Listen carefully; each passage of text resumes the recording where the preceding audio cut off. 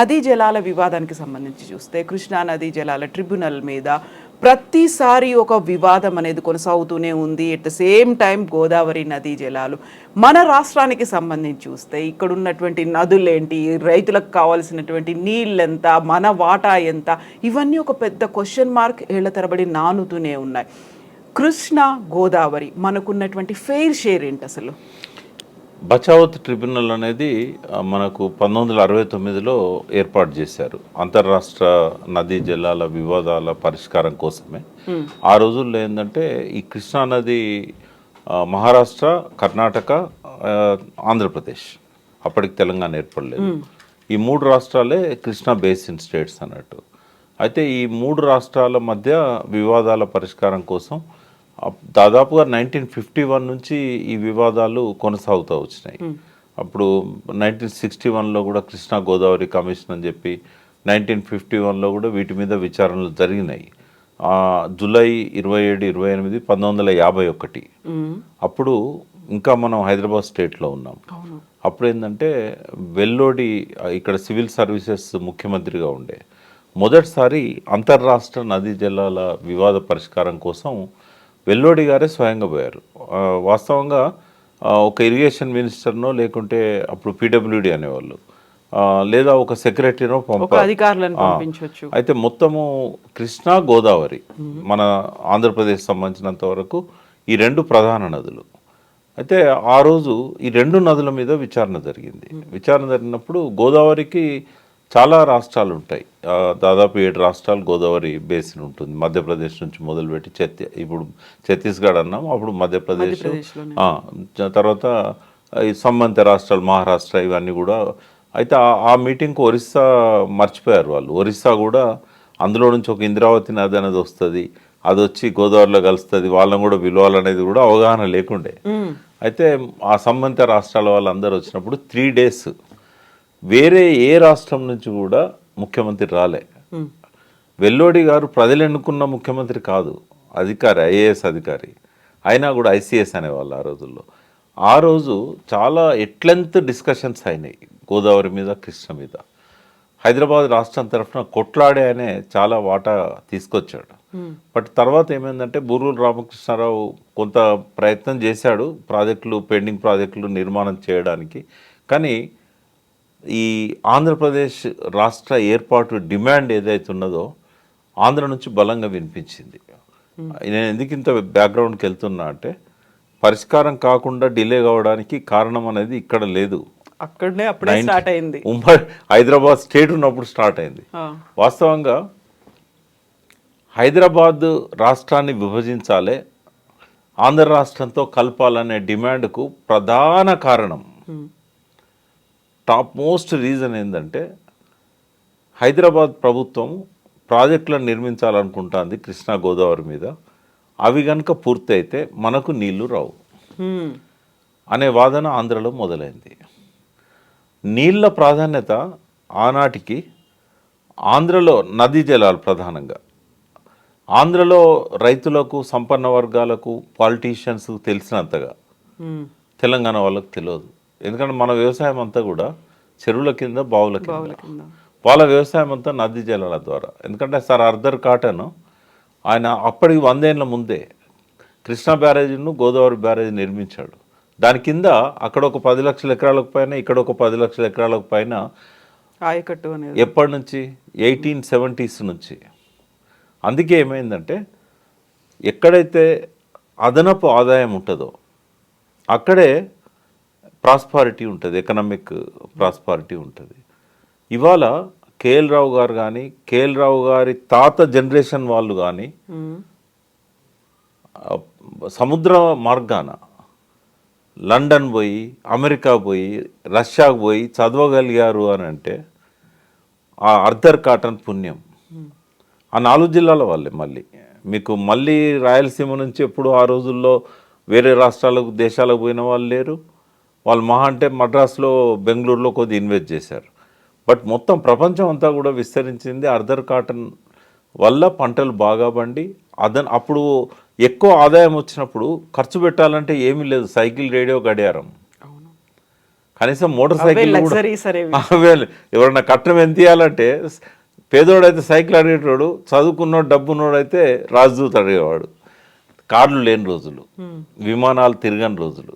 అట్లా ఈ వ్యవసాయంలో వచ్చే అదనపు ఆదాయము దాన్ని ఎట్లా ఖర్చు పెట్టాలనే దాని మీద మద్రాసులో ఫిల్మ్ ఇండస్ట్రీ కానీ, మద్రాసులో టీ నగర్లో వ్యాపారాలు కానీ, ఈ బెంగళూరులో చాలా వరకు అనంతపూర్ కర్నూలు నుంచి పోయి అక్కడ ఇన్వెస్ట్ చేయడం కానీ, చిత్తూరు నుంచి పోయి, ఇవన్నీ కూడా ఇక్కడ నీళ్ళ వల్ల వచ్చిన అదనపు సంపాదన.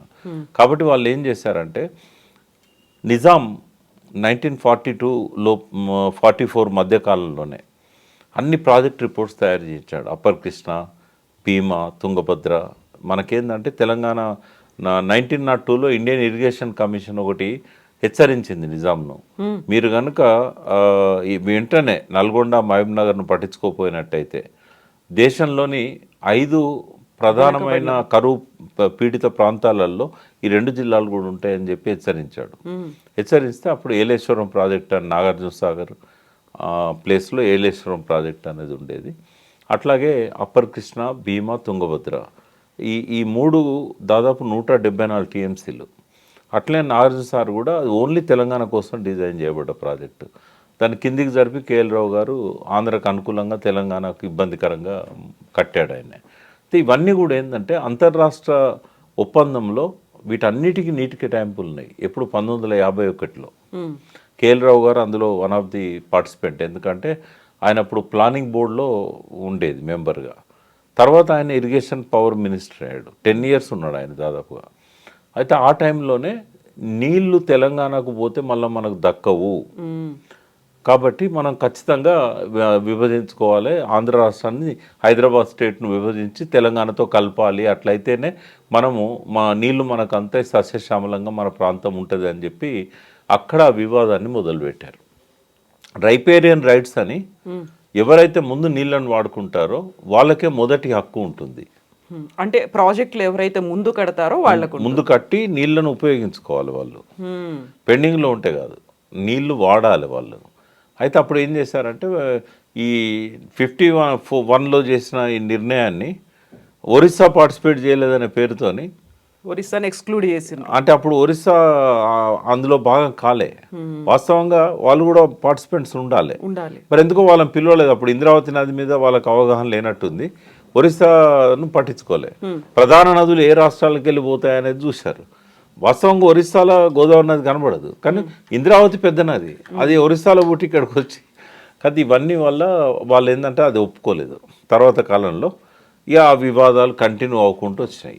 1956లో ఎప్పుడైతే ఆంధ్ర రాష్ట్రం ఏర్పడ్డదో, ఆంధ్రప్రదేశ్ ఏర్పడ్డప్పుడు ఇవన్నీ రద్దు చేశాడు నీలం సంజీవ్ రెడ్డి. అప్పర్ కృష్ణ, భీమా, తుంగభద్ర, నాగార్జున సార్ దారి మార్చారు నందికొండ అని చెప్పి. ఇట్లా మొత్తం మన తెలంగాణకు తీరని నష్టం, మళ్ళీ పూడ్చుకోలేని నష్టం ఆ రోజు జరిగింది. నీలం సంజీవ్ రెడ్డి గారు ముఖ్యమంత్రిగా ఉన్న టైంలో వాళ్ళ రాష్ట్రం ఏర్పాటు చేసిందే ఆ ఉద్దేశంతో. ఏంటంటే మనం ముఖ్యమంత్రిలో ఉంటే మనం నిర్ణయాలు తీసుకోగలుగుతాం, ఈ ప్రాజెక్టులను మనం పెండింగ్ పెట్టగలుగుతాం. ఇచ్చంపల్లి కూడా చాలా పెద్ద ప్రాజెక్ట్ నిర్మాణం చేయాలనేది అప్పుడే అనుకున్నారు. అంటే మామూలు కాదు, అది భారతదేశంలో కాదు ప్రపంచంలోనే అత్యంత పెద్ద ప్రాజెక్ట్ అయ్యేది. దాదాపు 335 టీఎంసీల స్టోరేజ్ ప్లాన్ చేశారు ఆ రోజుల్లో. ఇవన్నీ కూడా రద్దయినాయి. అయితే తర్వాత కేజీ కమిషన్ అని చెప్పి 1961లో ఏర్పాటు చేశారు. దాంతో కూడా పరిష్కారం కాలే. లాస్ట్కి ఏంటంటే 69లో అన్ని రాష్ట్రాలు కూడా మాకు నీళ్ళలో ఎక్కువ వాటా కావాలి, వినియోగం పెరిగింది. పెరగడంతో ఇటు ఆంధ్రప్రదేశ్ కానీ, అటు కర్ణాటక కానీ, మహారాష్ట్ర కానీ మళ్ళీ కృష్ణా ట్రిబ్యునల్ వేయాలని, గోదావరి ట్రిబ్యునల్ వేయాలని చెప్పి బాగా ఆందోళన చేస్తే అప్పుడు ఈ 2 ట్రిబ్యునల్స్ ఒక్కరికే ఇచ్చారు. బచావత్ ఆయన రిటైర్డ్ జస్టిస్ ఉండే, ఆయనతో పాటు ఇంకా కొందరు అందులో. అయితే వాళ్ళు ఏం చేశారంటే 73లో కృష్ణానది మీద రిపోర్ట్ ఇచ్చారు, కృష్ణా వాటర్ జలాల పంపిణీకి. మళ్ళీ స్కీమ్ బి అని చెప్పి 75లో ఇంకొక రిపోర్ట్ ఇచ్చారు. అయితే స్కీమ్ బిని ఎగువ రాష్ట్రాలు ఒప్పుకోలేదు. స్కీమ్ బి మన ఆంధ్రప్రదేశ్ కూడా ఒప్పుకోలేదు. ఎగువ రాష్ట్రాలు కావాలన్నాయి, మన ఆంధ్రప్రదేశ్ ఒప్పుకోలేదు.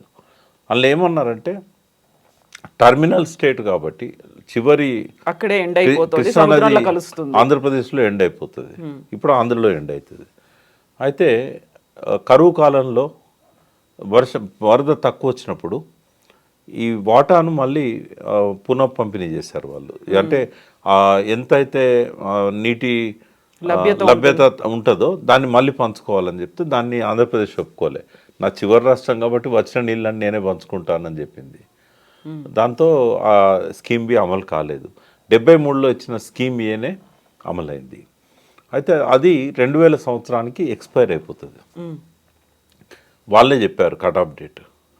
పునర్విభజన 2000 సంవత్సరం తర్వాత చేయాలి అని. అయినా పట్టించుకోలేదు ప్రభుత్వం. అప్పటికి టీఆర్ఎస్ 2001లో ఏర్పడ్డ తర్వాత నేను విద్యాసాగరరావు గారు, విద్యాసాగరరావు గారు కేసీఆర్తో డిస్కస్ చేసి మళ్ళీ మనం ట్రిబ్యునల్ కోరుదాం, మనకు అన్యాయం జరిగింది. మనము బేసిన్లో 68.5% కృష్ణా బేసిన్ 2 రాష్ట్రాలకు కంపేర్ చేస్తే తెలంగాణ ఆంధ్రలో కృష్ణానది 100% అనుకుంటే 68.5% తెలంగాణ ఉంది, 21.5% ఆంధ్ర ఉంది. కానీ నీళ్లు మాత్రం మనకి 20% వచ్చినాయి, వాళ్ళకు 80% వచ్చినాయి. అంటే వాస్తవంగా రైపేరియన్ రైట్స్ ఆధారంగా కృష్ణా జిల్లాలో ప్రకాశం బ్యారేజ్ కింద ఆ కాలువలు ఏవైతే ఉన్నాయో గుంటూరు జిల్లా కృష్ణా జిల్లా పోయే కాలువలు, ఇటు పక్కన ఏలూరు కూడా వస్తుంది కొంత, పశ్చిమ గోదావరి, కృష్ణా, గుంటూరు, ఈ 3 జిల్లాలకు కృష్ణా నది నీళ్ళు పోతాయి. అయితే అప్పుడున్న ఆయకట్టు 10 లక్షల ఎకరాలకు పైన ఉండే. 1960ని బేస్ లైన్గా తీసుకున్నారు బచావత్. 60 నాటికి ఏదైతే ఆయకట్టు అమల్లో ఉందో దాన్ని వాళ్ళు పరిగణలోకి తీసుకొని ఫస్ట్ వాళ్లకు ఆ నీళ్ళ కేటాయింపు చేశారు. బచావత్ ఏమన్నాడంటే, మీకు మీరు మాట్లాడుకున్నట్టయితే ఇది పరిష్కారం అవుతుంది, మమ్మల్ని చేయమని అన్నట్టయితే మేము ఈ పద్ధతిలో చేస్తాం. అంటే వీళ్ళు మాట్లాడుకోవడం కుదరలేదు. కృష్ణా మీద కుదరలేదు, గోదావరి మీద కుదిరింది. అయితే కృష్ణా మీద ఏం చేశారంటే ఆయన ఆనాటికి వినియోగంలో ఉన్న నీటి ఆధారంగా పంపకాలు చేశాడు. నాగార్జున సార్ కూడా ఫస్ట్ టైం వాటర్ వదిలింది 67లో. అయితే అప్పటికి కాలువలన్నీ కంప్లీట్ అయినాయి. అయితే ఆ జాయింట్ ప్రాజెక్ట్ రిపోర్ట్ ఒకటి ఉండే ఆంధ్ర తెలంగాణకు మధ్య, అప్పుడు హైదరాబాద్ స్టేట్కి ఆంధ్రకు. 1955 డిసెంబర్ 10 నాడు శంకుస్థాపన చేశారు నెహ్రూ గారు. అయితే 54-55లో జాయింట్ ప్రాజెక్ట్ రిపోర్ట్ రూపొందించారు. దాన్ని కూడా పరిగణలోకి తీసుకొని ఇప్పటికే ప్రాజెక్టు కట్టారు, వినియోగంలోకి నీళ్ళు వచ్చాయి. ఆనాటికి ఏదైతే సాగైతున్న ఆయకట్టు అమల్లో ఉన్న ప్రాజెక్టులు వాటి ఆధారంగా పంపిణీ చేసినప్పుడు కేవలం 50 టీఎంసీలు మాత్రమే బచావత్ ట్రిబ్యునల్కు మిగిలినాయి. ఎందుకంటే 2060 టీఎంసీలను మొత్తంగా లెక్కేశారు. చేసినప్పుడు పై రాష్ట్రాలకు పోగా మనకు 800 టీఎంసీలు వచ్చాయి. ఈ 800 టీఎంసీలు మనకు, 700 టీఎంసీలు కర్ణాటకకు, పైనున్న మహారాష్ట్రకు 560 టీఎంసీలు. ఈ పద్ధతిలో విభజన జరిగింది. ఆనాటికి వినియోగంలో ఉన్నది ఈ నీళ్ళే, లభ్యత కూడా 2060 టీఎంసీలే. అంటే 75% ఆధారపడదగిన వాటర్ అని చెప్పి తీసుకున్నారు. 100% ఎప్పుడు తీసుకోరు, ఎందుకంటే ఒకసారి లీన్ పీరియడ్లో తక్కువ వస్తాయి, దాన్ని బట్టి లాస్ట్ 75 ఇయర్స్ తీసి చేశారు. 2060 టీఎంసీలలో మనకు వచ్చింది 800 టీఎంసీలు. ఇంకొక 11 టీఎంసీలు మనకు యాడ్ అయినాయి. ఎందుకైనా అంటే పునరుత్పత్తి జలాలు అంటారు. అంటే ఎక్కడైతే వాడుకున్నప్పుడు కొంత పడవాటి నీరు అని వస్తుంది. అంటే పొలంలో వాడుకున్న తర్వాత మళ్ళీ ఆ నీరు బయటకు వస్తుంది, కొంత ఎక్సెస్ వాటర్, దాన్ని పడవాటి జలాలు అంటారు. ఆ పడవాటి జలాలు మనకు 11 టీఎంసీలు వచ్చినాయి. ఆ 3 రాష్ట్రాలకు సమానంగా పంచారు. 33 టీఎంసీలు వచ్చాయి పడవాటి జలాలు. వాటిని తెలుగులో పునరుత్పత్తి జలాలు అంటారు. ఈ 811 టీఎంసీలకే మనం ప్రాజెక్టులను కొత్త ఏమన్నా కూడా డివైడ్ అయితే అక్కడ ఏంటంటే 750 టీఎంసీలు ఆల్రెడీ ప్రాజెక్టుల వారీగా కేటాయింపులు చేశారు అంచనా. కానీ స్టేట్కి ఐదే హోల్గా స్టేట్కి అప్పచెప్పారు, మీరు ఇంటర్నల్గా మీరు మార్పులు చేసుకోవచ్చు అని. అయితే ఆనాటికి ఉన్న వ్యవసాయము నీటి పంపిణీ ఆధారంగా తీసుకున్నప్పుడు ఆ 750 టీఎంసీలలో ఈ 500 టీఎంసీల వరకు ఆంధ్రకే పోయినాయి. వాస్తవంగా కృష్ణా గుంటూరు జిల్లాలది ఆడ కృష్ణా బేసిన్లో చాలా తక్కువ ప్లేస్. ఇందాక చెప్పాను కదా 21. అంతే. అంటే 30 అంటే 68.5 మనకుంటే 31.5 వాళ్ళకు ఉంటుంది. అందులో ఏంటంటే పెన్నా బేసిన్ ఉంటుంది. బేసిన్ అన్నప్పుడు ఏంటంటే కృష్ణానదిలోకి ఏ నది నుంచి వచ్చినా ఏ వాగు నుంచి వచ్చినా అంతా కృష్ణా బేసినే. అంటే మైసూర్ స్టేట్లో ఉన్న తుంగభద్ర నది దగ్గర నుంచి ఈ భీమా నది కానీ మహారాష్ట్ర నుంచి వచ్చే భీమా నది కానీ ఇవన్నీ మూసీ దగ్గర నుంచి హాలియా మూసీ ఇవన్నీ కూడా కృష్ణా బేసిన్ కిందనే వస్తాయి. వచ్చినప్పుడు ఏంటంటే అదివరకే వాళ్ళకు అనంతపురం కృష్ణ తుంగభద్ర నది మీద ప్రాజెక్టు కట్టారు. ఎప్పుడు 1944లో మొదలుపెట్టి 51 నాటికి అది పూర్తి అయిపోయింది. అది కూడా పరిగణలో తీసుకున్నారు కదా. కాబట్టి రాయలసీమకు పోతున్న నీళ్ళు కానీ కృష్ణా ప్రకాశం బ్యారేజ్ కాలువల ద్వారా కృష్ణా జిల్లాలో గుంటూరు జిల్లాలో ఇచ్చిన ఆయకట్టు కానీ ఇవన్నీ కలిపితే 500 టీఎంసీలకు పైన అయింది వాళ్ళకు. మనకు వచ్చింది ఎంత అప్పుడు అంటే 278 టీఎంసీలు. అంటే మన రివర్స్ అయింది. బేసిన్ మనది ఎక్కువ ఉంది, వాటర్ మాత్రం వాళ్ళకి ఎక్కువ పోయింది. దాని మీద మొదటి నుంచి ఆ వివాదం కొనసాగుతూ వచ్చింది. అయితే సమైక్య రాష్ట్రంలో కూడా 69 ఉద్యమం అప్పుడు ఈ వాదన వచ్చింది, మాకు అన్యాయం జరుగుతూ ఉంది. కరెక్ట్గా అప్పుడే ట్రిబ్యునల్ విచారణ జరుగుతూ ఉంది. కాబట్టి 73లో ట్రిబ్యునల్ రిపోర్ట్ వచ్చినాక దాన్ని ఆంధ్రకు అనుకూలంగా తెలంగాణకు వ్యతిరేకంగా వచ్చిందనే ఫీలింగ్. అప్పటికి తెలంగాణ ఉద్యమం పూర్తిగా ఆగిపోయింది. బట్ ఆ నీళ్ళల్లో అన్యాయం జరిగిందనే అది మాత్రం మనలో ఉంది. మనం వెయిట్ చేసాం 2000 సంవత్సరంలో మళ్ళీ కొత్త చేయడానికి దాన్ని. కాబట్టి మేము ఈ విషయాలన్నీ కూడా విద్యాసారావు గారు నేను కలిసి కేసీఆర్ గారికి ఎక్స్ప్లెయిన్ చేసాం. లేదు మనం కొత్త ట్రిబ్యునల్ డిమాండ్ చేద్దామని చెప్పి మేము పెద్ద ఎత్తున దాని మీద ఆందోళన. నేనే ఒక బుక్లెట్ రాశాను తెలంగాణ రాష్ట్ర సమితి పేరుతో, ఒక 16 పేజీల బుక్లెట్ అది. అందులో మొత్తం జరిగిన అన్యాయాలన్నీ ఎక్స్ప్లెయిన్ చేశాను నేను. అయితే నన్ను విద్యాసారావు గారిని మాతో పాటు ఒక పొలిటీషియన్ ఉండాలి కాబట్టి నాయన నరసింహారెడ్డి గారిని, ఈ కడియం శ్రీహర్ గారు అప్పుడు ఇరిగేషన్ మినిస్టర్ 2003లో, అయితే ఆయన కండక్ట్ చేశాడు ఈ నదీ జలాల విషయమై ఒక చర్చ, అఖిలపక్ష చర్చ జరగాలని చెప్పి అఖిలపక్షం తరఫున పిలిచాడు. పిలిస్తే నేను ఒక గంట సేపు మాట్లాడాను. ఆయన ఓవైసీ ఆపడానికి ట్రై చేశాడు. ట్రై చేస్తే శ్రీహర్ గారు ఒక మాట అన్నారు, నేనే చాలా విషయాలు నేర్చుకుంటున్నా అని చెప్తుంటే కాబట్టి మీరు ఆపొద్దు ఆయనను అని చెప్పి దీని మీద 100 ఆర్టికల్స్ రాశాడు. మనం తెలియని విషయాలు తెలుసుకుందాం, మన స్టేట్ ఇంట్రెస్ట్ కోసం మాట్లాడుతున్నాడు తను, తన పర్సనల్ ఇంట్రెస్ట్ ఏమి ఉండదు కదా అని చెప్పి అంటే ఓవైసీ గారు సైలెంట్ అయ్యారు.